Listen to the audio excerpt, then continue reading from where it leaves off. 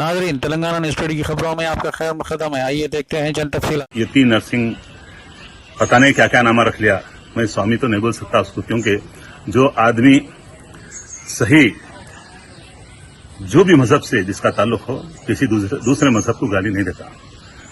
एक ऐसा शैतान, उसको स्वामी नहीं बोल सकते, शैतान ही बोल सकते, जो जिस शख्सियत को, जिस प्यारे हबीब सल्लल्लाहु अलैहि वसल्लम को अल्लाह ने रहमतुल आलमीन बनाकर भेजा, वो सिर्फ मुसलमानों के लिए नहीं, रहमतुल मुस्लिमीन नहीं, रहमतुल आलमीन, उनके बारे में जिस तरह से गंदे बातें अल्फाज इस्तेमाल कर रहा, वो नाकाबिल माफी है, ना दुनिया में ना आखिरत में।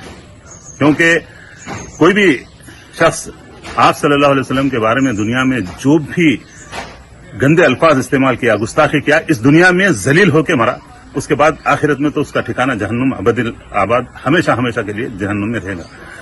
मैं उन तमाम मेरे इंसानियत दोस्त भाइयों से गुजारिश करता हूं, मुसलमान तो हमेशा आप सल्लल्लाहु अलैहि वसल्लम के लिए जान माल हर चीज कुर्बान के लिए तैयार, कुर्बानी देने के लिए तैयार रहते हैं। मैं उन तमाम भाइयों से जो इंसानियत दोस्त है उनसे भी गुजारिश कर रहा हूं, इस शैतान की मुखालिफत कीजिए। मैं गुजारिश कर रहा हूं आप लोग जो इंसानियत की फिक्र रखते हैं, इंसानियत का जज्बा रखते हैं, उनसे गुजारिश है कि इस गुस्ताख के खिलाफ जिस तरह से यानी सिर्फ पॉलिटिकल माइलेज लेने के लिए, वो हालात को खराब करने के लिए बीजेपी की ईमा पर जो कर रहा है, उसके खिलाफ आप लोग एक हुए।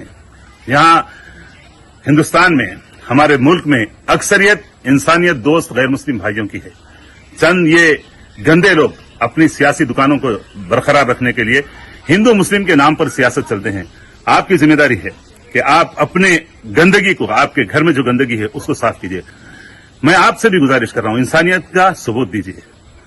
आप दुनिया में भी सुकून में रहेंगे, आखिरत में भी सुकून में रहेंगे। पता है आपको, एक साल 1.5 साल पहले यही राक्षस रो रहा था मोदी जी के खिलाफ, उनके खिलाफ, यानी रो रहा था कि मेरे को मरवा देना चाहिए, उठा के कहीं ले आके फेंक दिए थे उसको।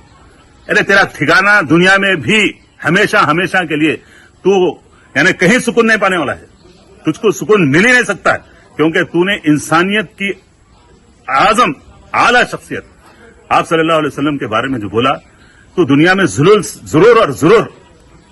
जलील और रुसवा होकर मरेगा। आखिरत में भी तेरा ठिकाना तो सबको ही मालूम है। अगर तौबा करके नहीं मरा तो खत्म होगा तेरा।